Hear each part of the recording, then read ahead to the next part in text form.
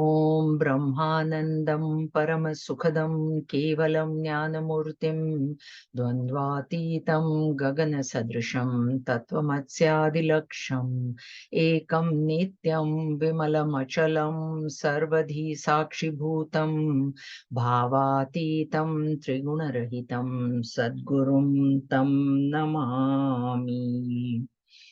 Om Sahana Vavatu Sahanau Bhunaktu Sahaviryam Karavavahai Tejasvinavadhitamastu ma vidvishavahai. Om Shanti Shanti Shanti. Harihi Om Shri Gurubhyo Namaha. Harihi Om. Om Samasta Jana Kalyane Niratam Karunamayam Namami Chinmayam Devam Sadgurum Brahma Vidwaram Sadgurum Brahma Vidwaram. Hari Om everybody. Last time we saw a question by Arjuna because Bhagwan finished his teaching, and he finished his teaching by saying that the one with a controlled mind and practicing will definitely reach the final goal, which is moksha or mukti. Then Arjun says, Bhagwan, you are saying, yeah, control the mind and one who controls the mind, etc., etc. But I do notice that the mind has got these four problems. First of all, it is very, very fickle. It is very, very strong. It is very, very turbulent. It agitates, right? And lastly, it is very firm, like it's not so easy. And in my opinion, this is what Arjun said, in my opinion, it is as difficult as trying to control the wind. It is that difficult. So Bhagwan, in his, very diplomatic style, he says, yes, I totally agree with you.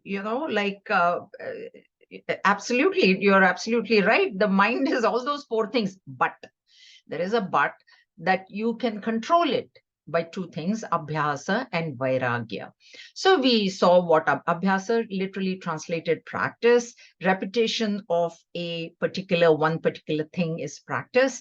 And what should we be doing abhyasa of? I told you, first of all, abhyasa is to be done of viveka, of remaining in the sattvic mode of mind, so regularity in practicing meditation, reading. So all these things will help. And this, when the viveka is perfected, discrimination, I told you in viveka also, the where we have to start is a shreya praya viveka. Shreya, that which is good for me, praya, that which is pleasing to my senses. The very fact that we are all in this class tells us that we have done that basic discrimination, that we realize that this teaching is good for us, that we should stay with this teaching, because we could have slept in late or whatever.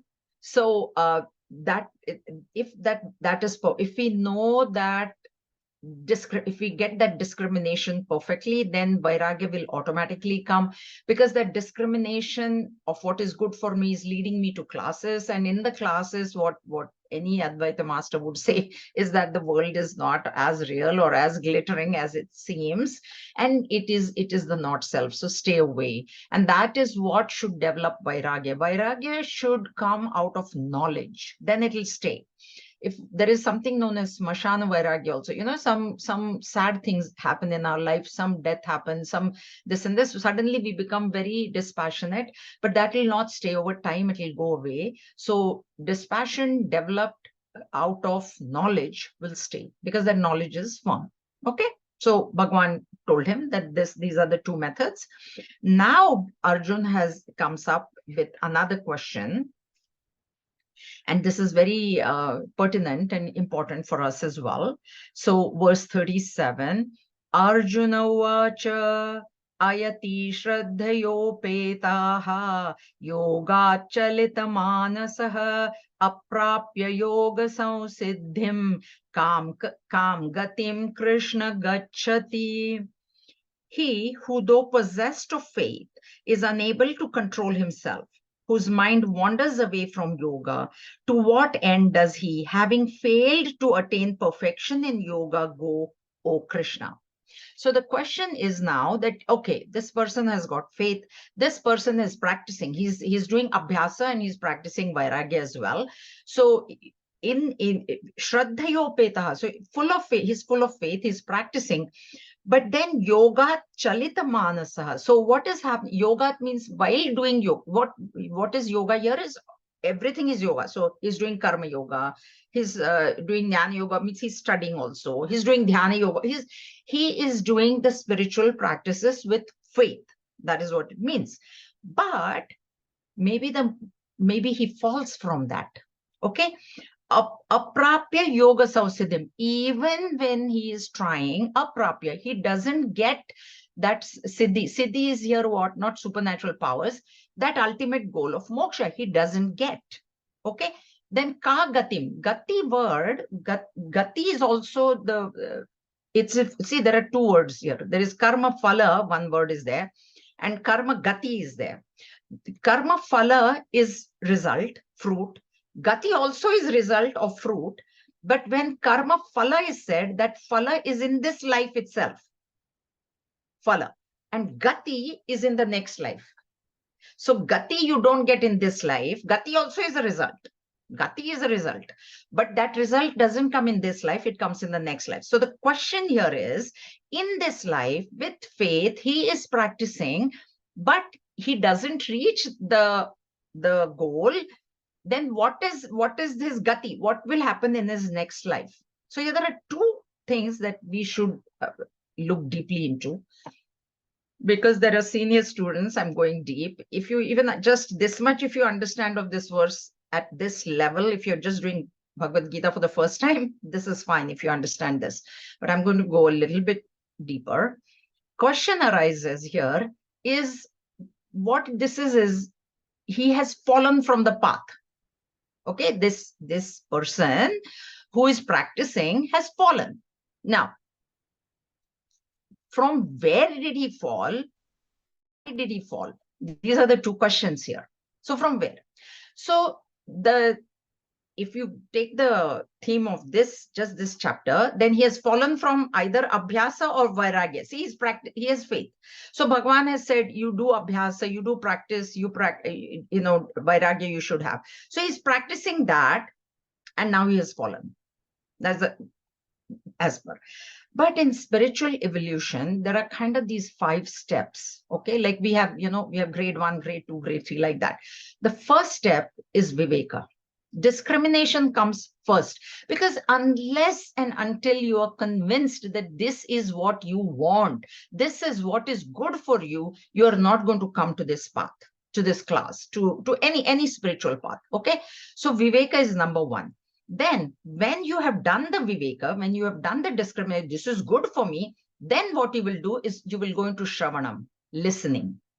Okay, so listening, of course, now there is YouTube and this and that and whatever, but you have to understand that when Upanishad has given this method of shravanam, shravanam presupposes a speaker, a live speaker, because the idea is that you may say, oh, I'm doing shravanam of YouTube. Many people are telling me, oh, YouTube this, but YouTube cannot judge if you have understood or not. Okay, see, a live teacher sitting in front of you can read the expressions on your face saying, okay, there's some confusion here, and that thing can be repeated in different ways. We see that. I have personally, myself, I have seen, because when I have shown, Guruji has spoken, and when I have shown, I'm like, oh, what is that? He will immediately change and he will explain it in a different, oh yeah, okay, that makes sense to me. That is what YouTube cannot do. So that's why the Shravanam is presupposes a live teacher. Anyway, Shravanam and Mananam. So Shravanam is listening, But then mananam has to be there. Shravanam is the purpose of Shravanam is removal of ignorance. And mananam is the purpose of mananam is removal of doubts.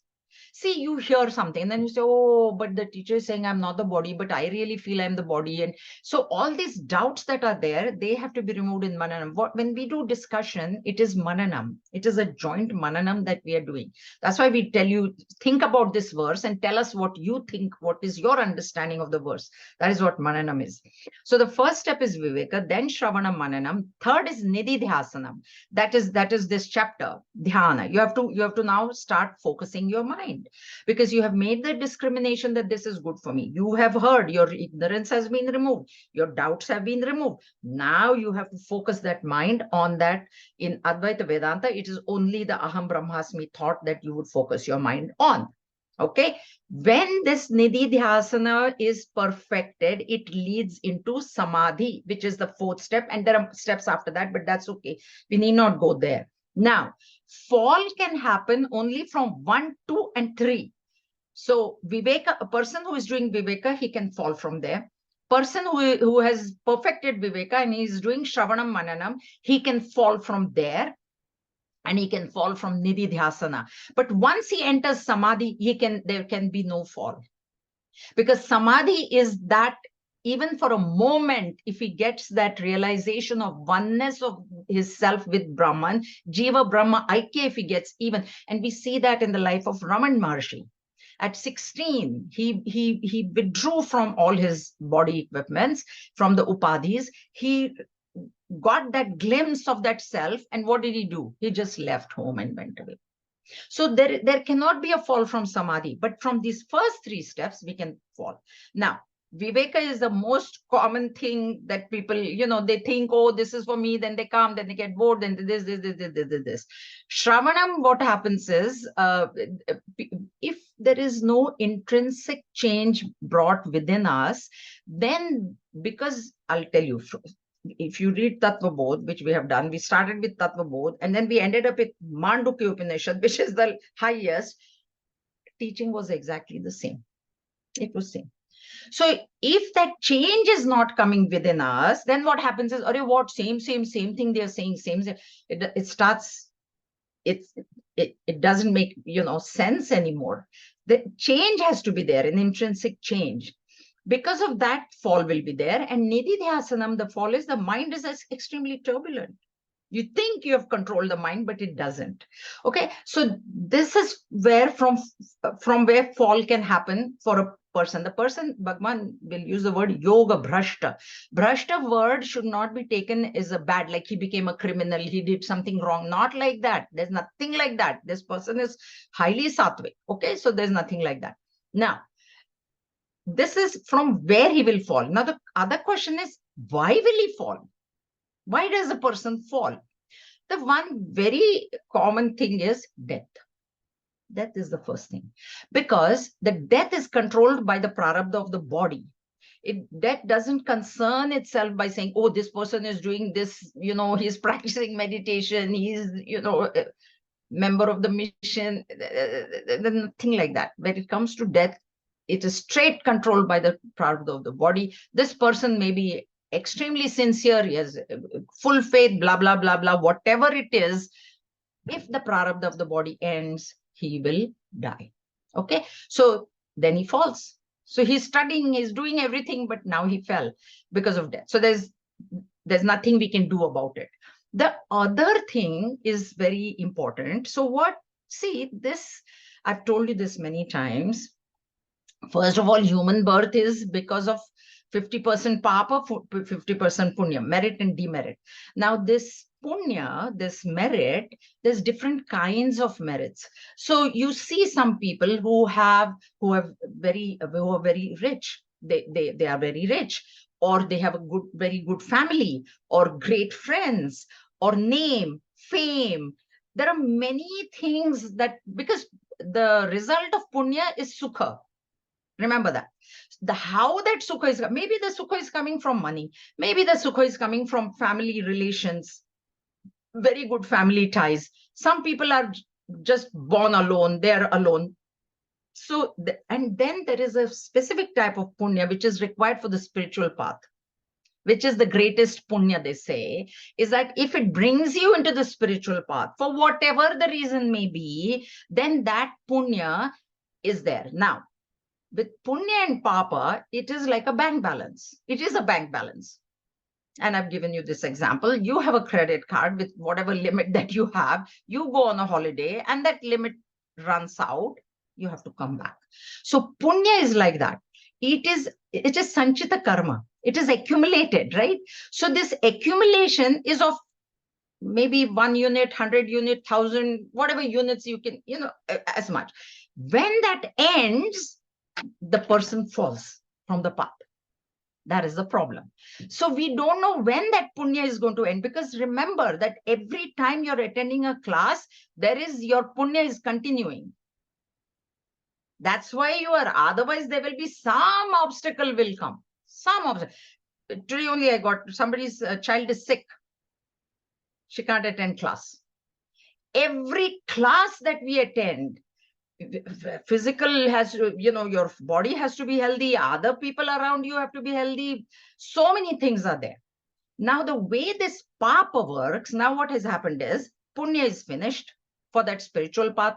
Okay, this papa now brings in obstacles.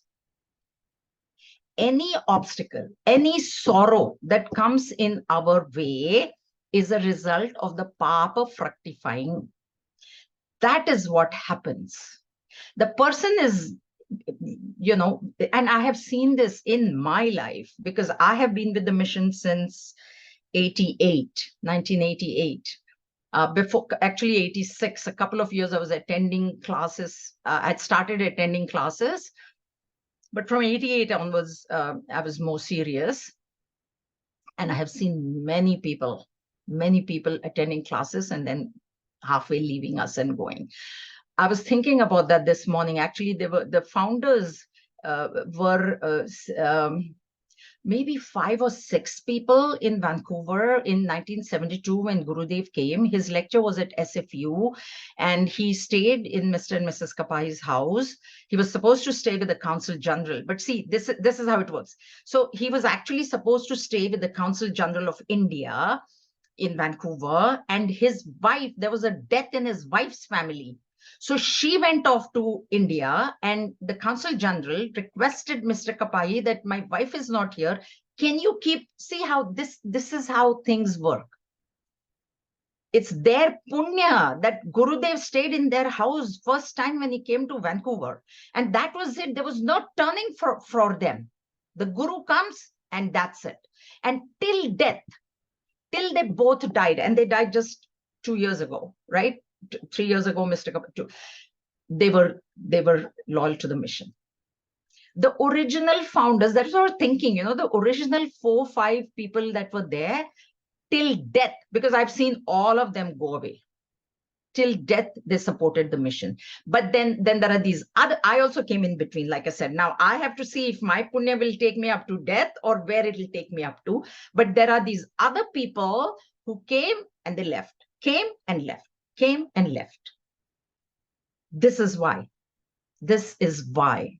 Okay, so what happens is this papa will bring in obstacles, whatever, and the most common obstacle is what same thing they are saying. What is there to listen again and again to the same thing? Because I told you, starting with Tattva Bodh to Mandukya, it is the same principle. You take any text, it's nothing different is being told. It's different words, it's different ways that the master will say, but it is exactly the same thing. And this is why this fall happens. So there are 2 reasons that nobody can help that. And second reason is your punya has now ended. Now, what happens is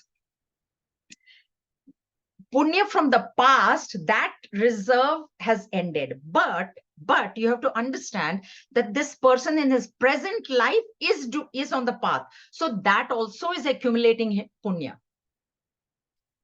You get it? The more you listen, the more I teach, the more I repeat, the more I listen, because I myself am a student of, Panchadashi. So the more I listen, I'm also accumulating punya. But this punya is only going to give me fruit in my next life. The gati will be there. The phala is not there. The phala, that the reason that I am here or you are here or anybody is in this path is because of what has been done in the past. And that past punya, when it ends, then there will be health problem, these problem, family problem, whatever problem will come. It will come in various ways. And that is why fall happens. Okay? All right? Now we'll see. Now again, so then Arjun is continuing with his question. Jayaji, can I ask a question, please? Yeah. When you said that Sanchita Karma, the punya that we have done is helping us in this thing.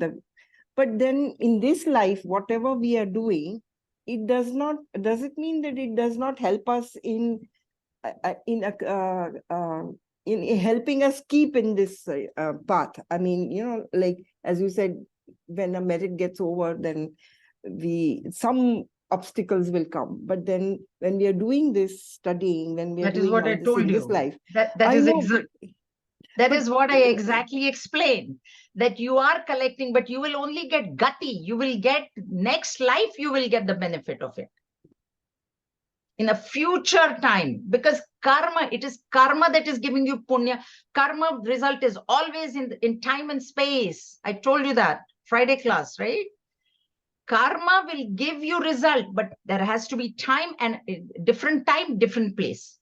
So it will be a different body, it will be a different place, and there it will give its fruit. So with this knowledge, how do I change my present now? By doing karma yoga. Present you cannot change, by the way. Present is dependent on the past. All you can do is work on the future by changing your attitude in the present. Present is predetermined. There's no coincidences in life. It's every second of our life is predetermined. What is going to happen in this second? What is going to happen in the next one, in the next one, in the next one? It's predetermined. And nobody has, even knowledge does not have the power to change prarabdha karma. That is that strong. Prarabdha karma, that which has begun, is extremely strong. That cannot be changed. But if I'm doing punyas now, if I do karma now, but that is going to be in my future life.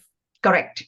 But then what can I do to make my current life better in this new knowledge? That's what I'm telling you. Use the knowledge. Do karma yoga. Start at karma yoga. I told you, chapter 3. The first thing to do is listen to chapter 3. Have you started listening to the Gita lectures from beginning? Yeah. Have you? YouTube, yes. Yeah, good. So you're doing the right thing. That is the first thing to do. Number 1. All right? Okay. Jayaji, sometimes even death leads you to vairagya. I told you that, smashan vairagya. Somebody else's death leads you to vairagya. That will not last. It's rare that it will last. Knowledge has to lead you to vairagya. Knowledge is strong. Knowledge is strong. You're in the Friday class, right? Upanishad said there, karma plava is adridam.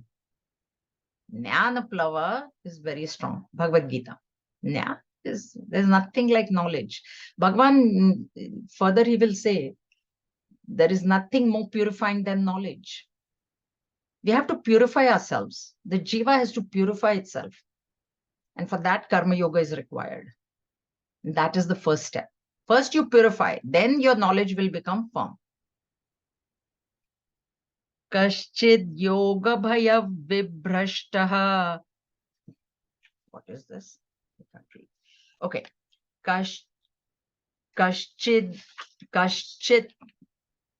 Kaschid no ubhaya vibhrashtaha chinna brahmiva nashyati. Yeah, Chinnabhramiva nashyati apratishto mahabaho vimudho brahmana pathi. My book is so old that the ink is like all. Anyway, fallen from both, does he not, O mighty armed, perish like a rent cloud, supportless and deluded in the path of Brahman? So he continues with his question, fallen from both. Both is what? Abhyasa and Vairagya. Both. He has now fallen. Okay? Whatever the reason. Death or his punya has ended. It doesn't matter what the reason is. The result is he has fallen. Then what happens is, but he has done this work, right? Like that's what I said. We have done this work. Does this effort that we have put in, like a cloud, you know, the cloud, when the wind comes, the cloud disperses. So this is what Arjuna is asking. Like the cloud disperses, the knowledge also goes away. Like whatever practice he has done, no little, at least little bit, even if he fell from Viveka, little bit Viveka he has done. If he falls from Shravana Mananam, little bit Shravana Mananam he has done. If he falls from Nidhi Dhyasanam, then he has already done Viveka, Shravana, Mananam, and then Nidhi Dhyasana he falls. So what happens to that Viveka and Shravana that was done? Does it just go away? Like the cloud which disperses in the wind? This is the question. And this is where now Bhagwan replies. And this is what now. And now he concludes his question in 39. Etan me sanshayam Krishna chetumarhasya sheshataha twadanya sanshayasya chetana yupapadyate. This doubt of mine, O Krishna, please dispel completely, because it is not possible for anyone but you to dispel this doubt. One thing going back, Mahabaho, note the word. Now, Arjun is using it for Krishna. I told you this Mahabaho name, both of them use it for each other. So here, this is a question by Arjuna in 38. So he says, "O strong, O mighty armed one, Krishna, please tell me, like, what happens to the knowledge?" And he concludes in 39 his question saying, Etan me sound, this is a doubt of mine, is what has happened to all the practice that he has done?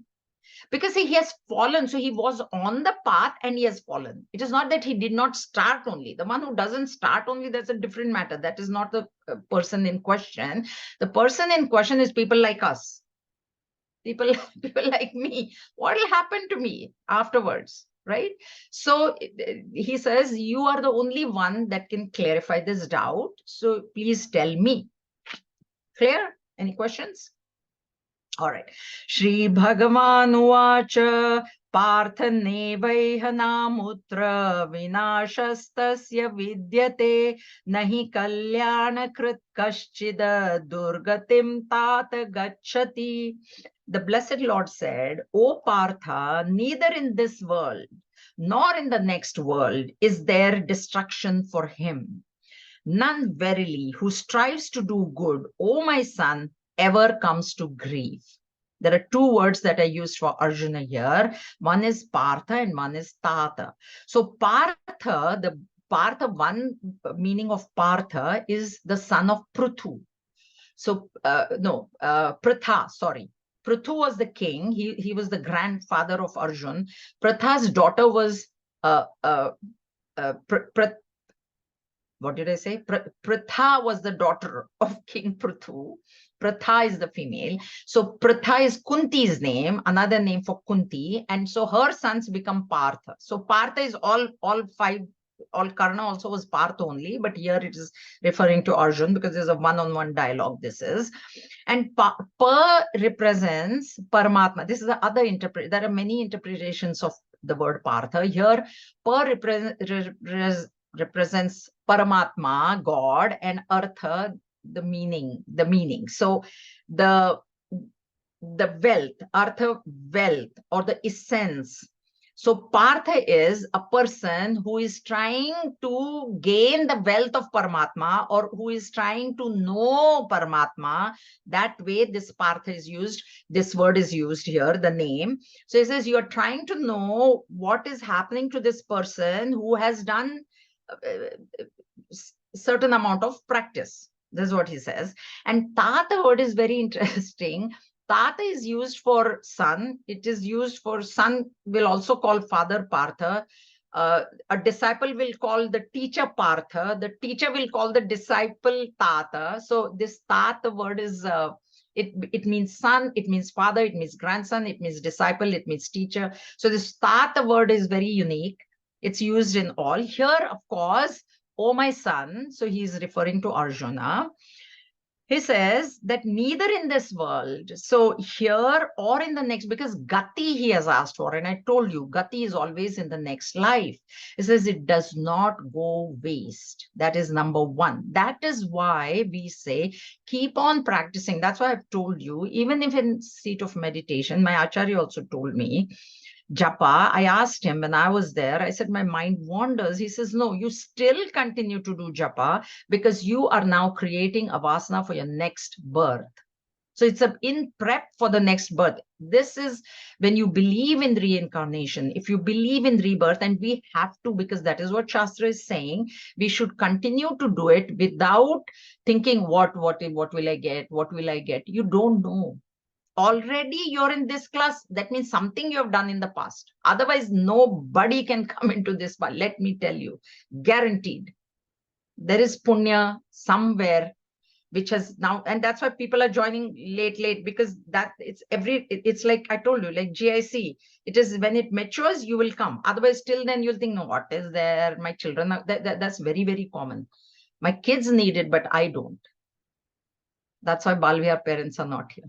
That is the most wrong thing that anybody can think. But what can we do? We cannot. So now, even I don't bother myself with those thoughts, because I'm like, okay, their punya is not, their papa is not allowing them to come.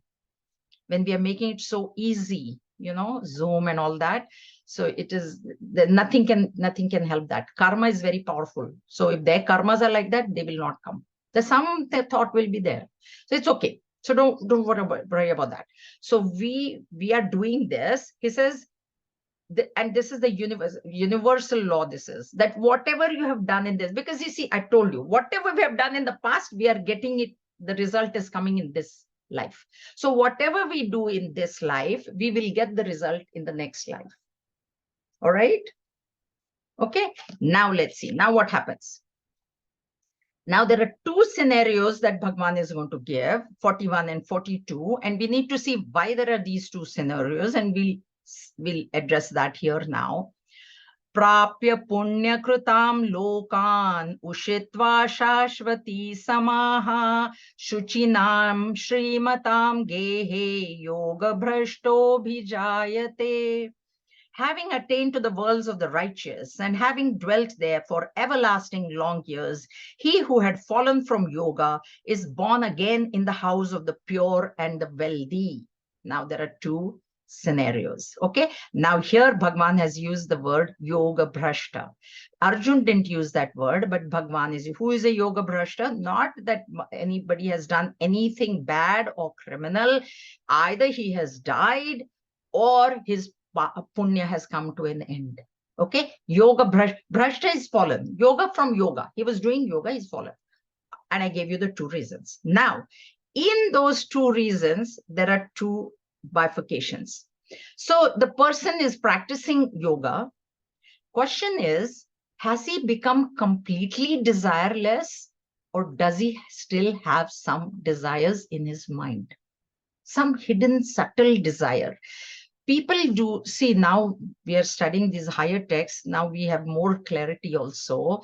So person is doing upasana, nididhyasana, whatever. And yeah, he does want moksha, but all people have different ideas of moksha also. So somewhere, so there is this meditation going on. And then somewhere there is a subtle desire that maybe I can see my Lord in person. I can see that Brahman personified as Krishna or Vishnu or some such. The desire is not going to be a bad desire. Huh? Please. The one who is on this path of spirituality, he will never have desire like, oh, maybe something wrong should happen. It is not a bad desire. It is a good desire alone. Nevertheless, no matter, even if you have one iota, mustard seed size of desire, it will block realization. It will block. Mustard seed, that's it. Even that much. That's why one of our students, he's not here, in Friday, he said, oh, we have to let go of the desire for moksha also. Yes, you do, but not at this stage. Not at this stage. We are very, very low on that spiritual evolution ladder. We are still here.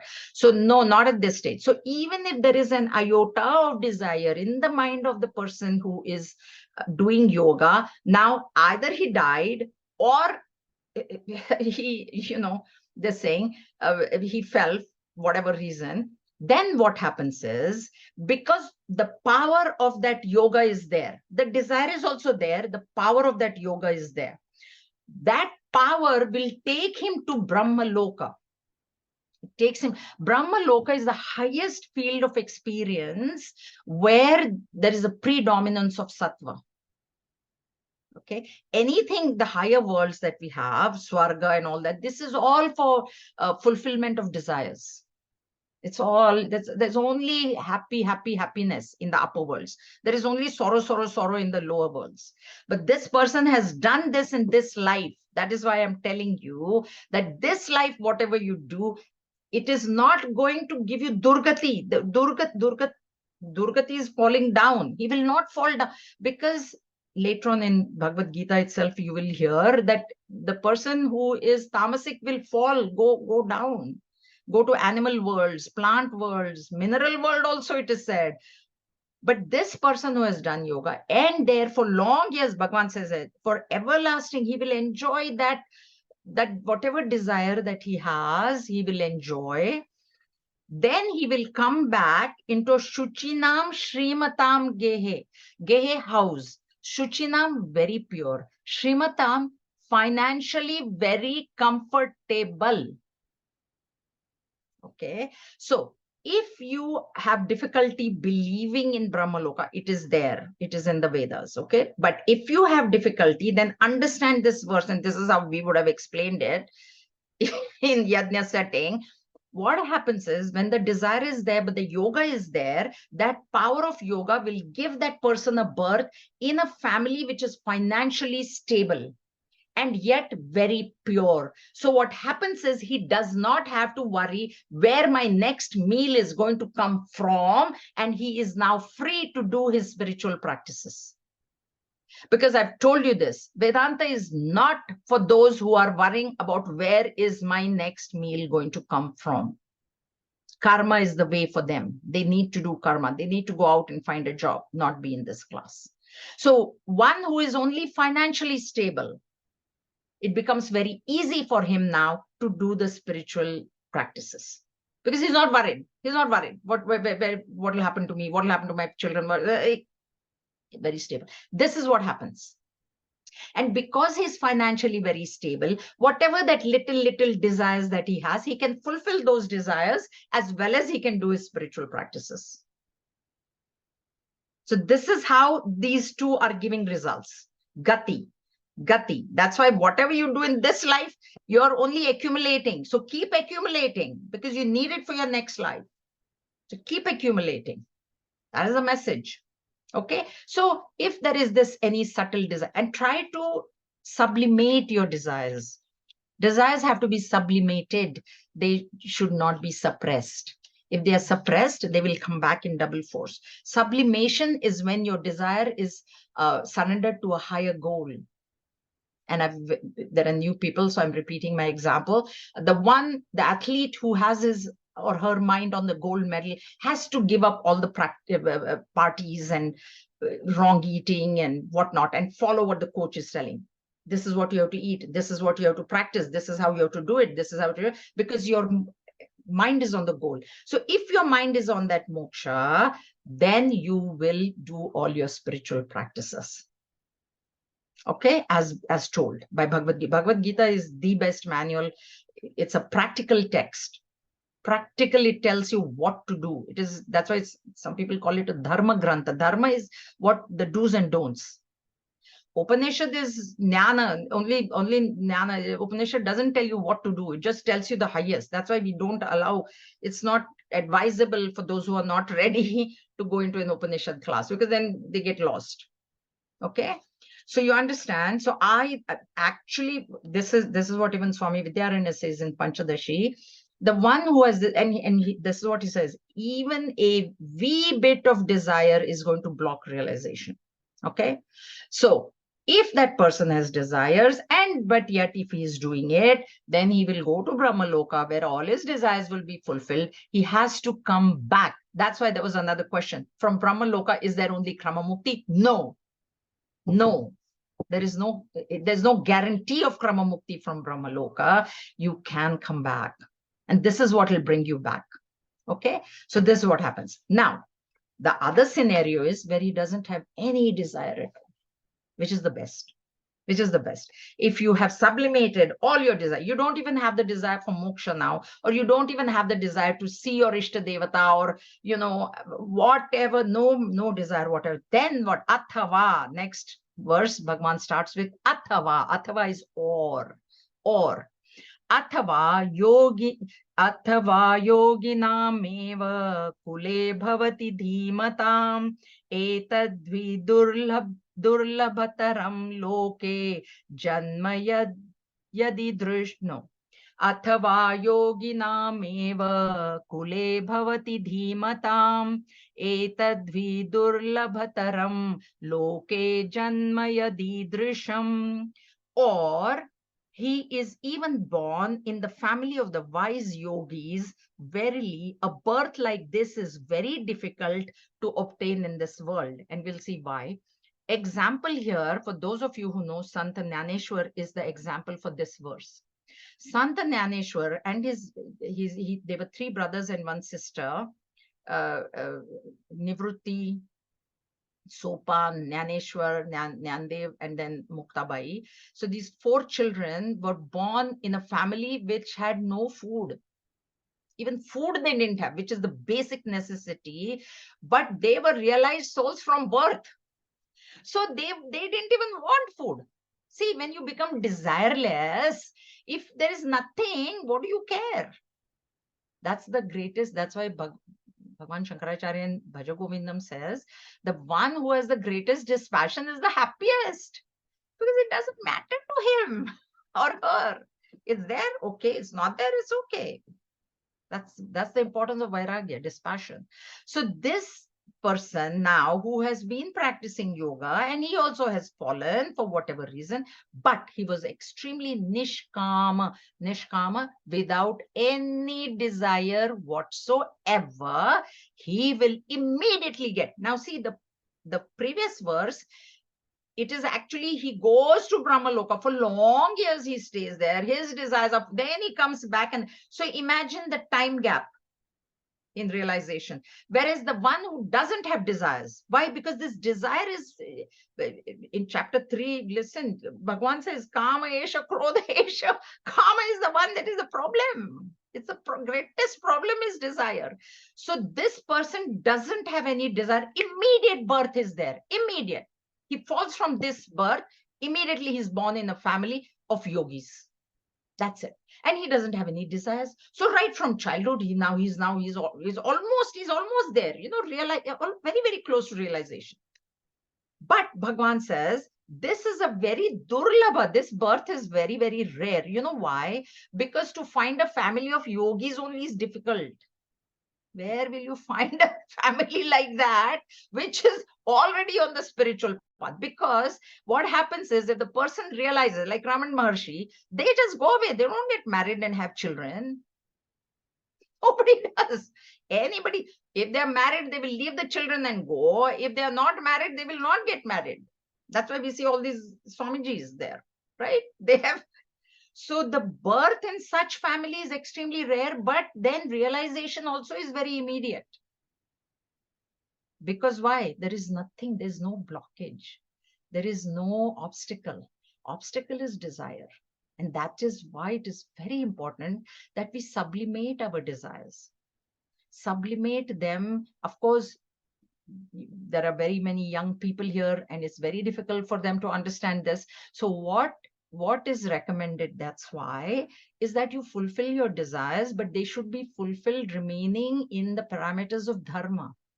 Dharma, artha, kama, moksha. So this kama must be fulfilled. You must not transgress anything to fulfill your desire. Okay, so fulfill them. It's okay. At a young age, we all have desires. So fulfill them, but you must not transgress righteousness. Number one, you must earn your wealth by righteous means. To fulfill that desire, you need wealth. That has to be also done. Then, while doing that work to earn the wealth, convert that karma slowly, slowly into karma yoga. That's why this is chapter 6. Karma yoga has come in chapter 3. Convert every action, including breathing, eating, watching TV, every action has to become karma yoga. And for the principles of karma yoga, please listen to chapter 3. I'm not going to go into the details. What karma yoga does, it purifies your mind slowly, slowly, purifies the vasanas, the push of the vasanas reduces, the desires reduce, and then finally they get sublimated, and finally they get burnt in the fire of knowledge. That is the way. That is the way. Okay, so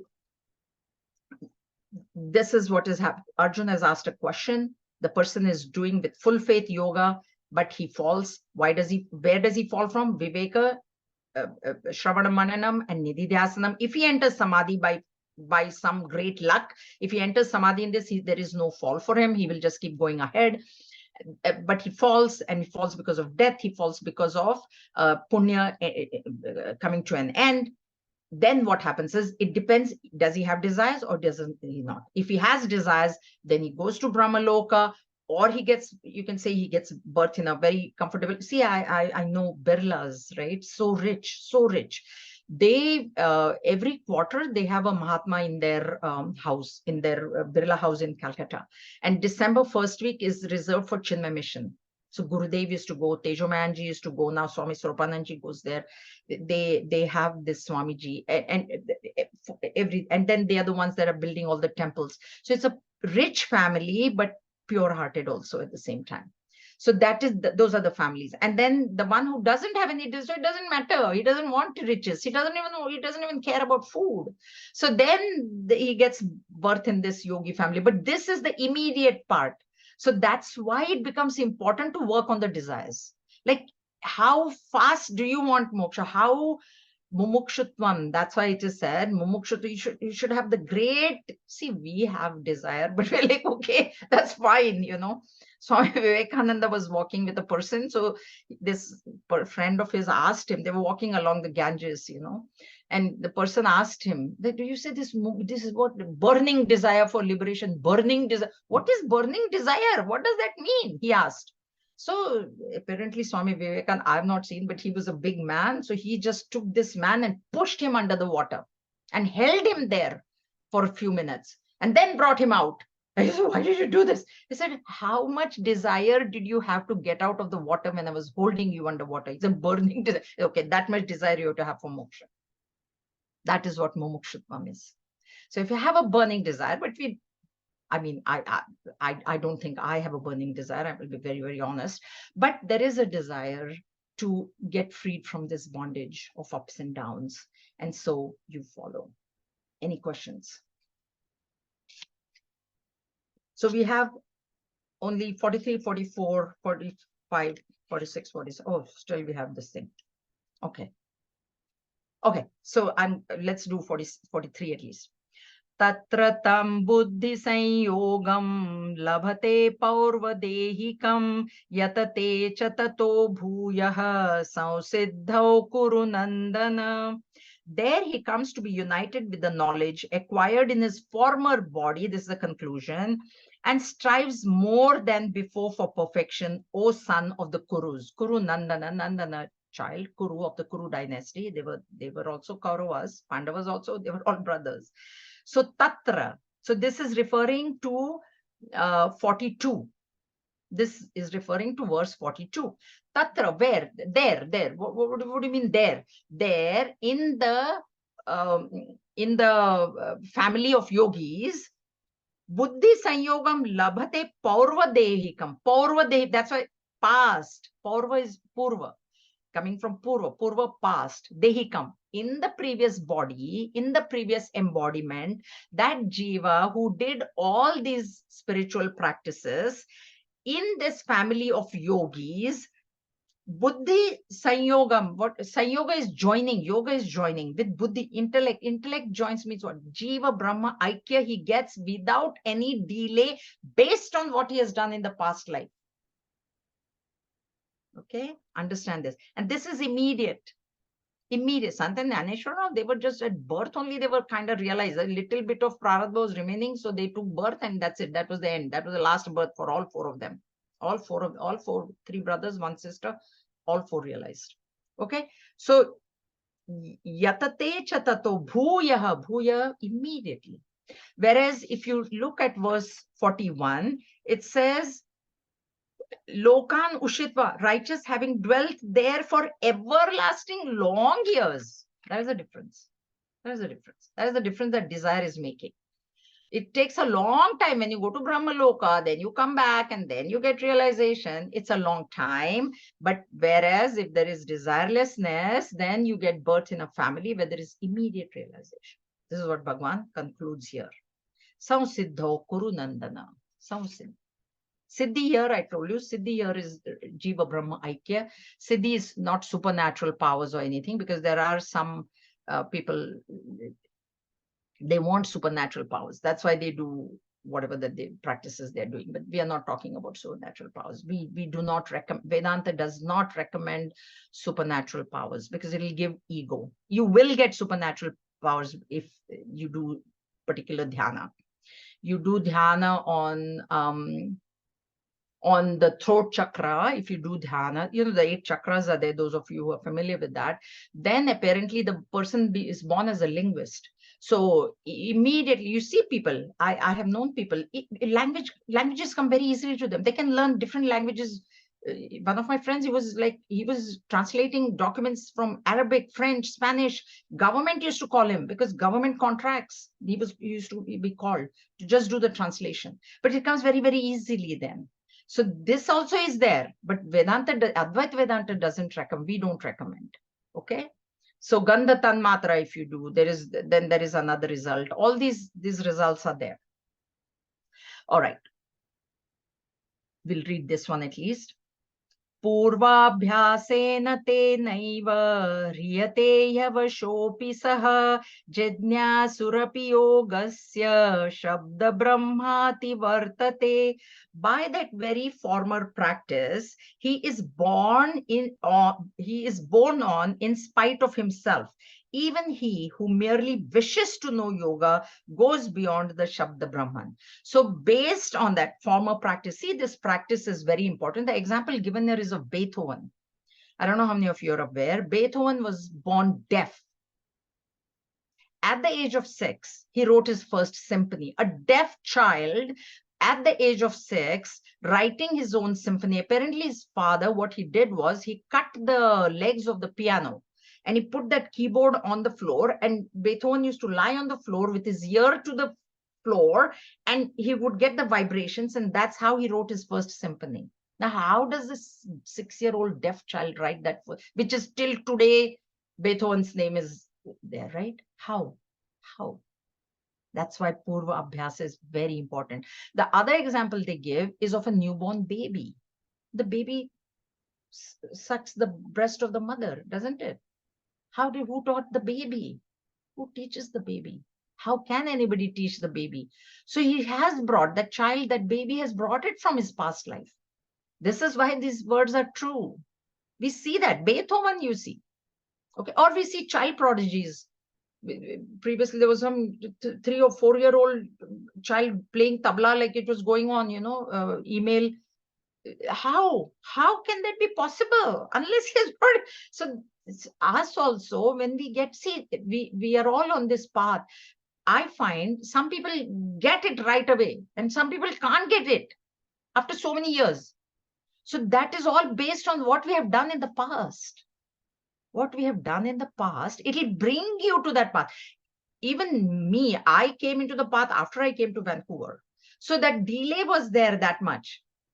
My father, after he retired, after he saw me, then I brought him into the path. He had already retired by that. So that delay is because of how much practice has been done, and when that punya is fructifying, it'll give result at that age. You come in contact with somebody and it just strikes a chord somewhere. For me, it was Chinmaya Guruji came to Vancouver, and it just changed my whole life, right? But it didn't happen till I had both my kids also that time. 88, he came for the first time. So purva abhyasena tenaiva riyate yavasho api saha. So in spite of himself, you get pulled into it, because that punya, that practice that you have done will push you into this.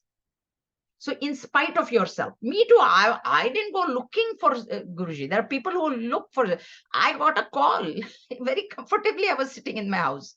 Then this Kamal Deshpande and Deepak, they were they're both not there now.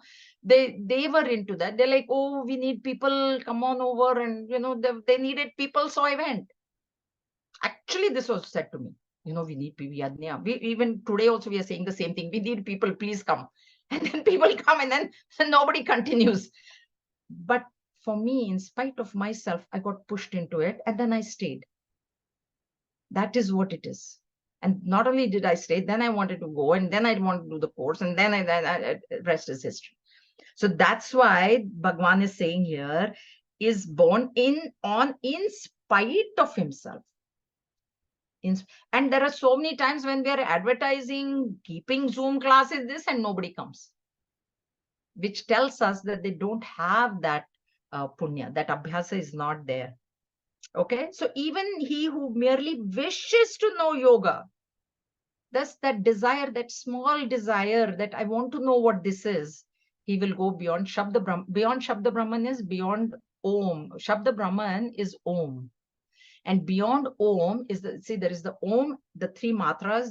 That's a huge science there. And someday it will come in chapter 8, Om Upasana. There is a silence between the three matras, A, O, and Ma, representing the three states, waking, dream, and deep sleep. And then there is the Amatra. That Amatra is the silence. That is what is meant by going beyond Shabda Brahman. Because A, O, Ma, you hear, and then there is the silence. And that silence is what the presence is. That is what Brahman is. And that's where he reaches. In spite of himself, because of what is that. That's why I'm telling you, in this life, now that we have heard this, at least keep practicing. The next life, in spite of yourself means myself also, will get even pushed even more. Very clear? Good.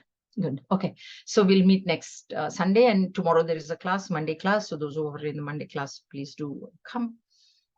Om Swasti Prajabhya Paripalayantam Nyayena Margena Mahim Mahishaha Gobrahmanebhyo Shubhamastu Nityam Loka Samasta Sukhino Bhavantu Kale Varshatu Parjanyaha Prithvi Sasya Shalini Desho Yam Kshobarahita Brahmana Santu Nirbhayaha Om Sarvesham Swasti Bhavatu Sarvesham Shantir Bhavatu Sarvesham Purnam Bhavatu Sarvesham Mangalam Bhavatu Sarve Bhavantu Sukhinaha Sarve Santu Niramayaha Sarve Bhadrani Pashyantu Ma Kashchit Dukha Bhag Bhave Tom Asatoma Sadgamaya Tamasoma Jyotirgamaya Mrityorma Amritam Gamaya Om Purnamadav Purnamidam Purnat Purnamudachyate Purnasya Purnamadaya Purnameva Avashishyate Om Shanti Shanti Shanti Harihi Om Shri Gurubhyo Namaha Harihi Om.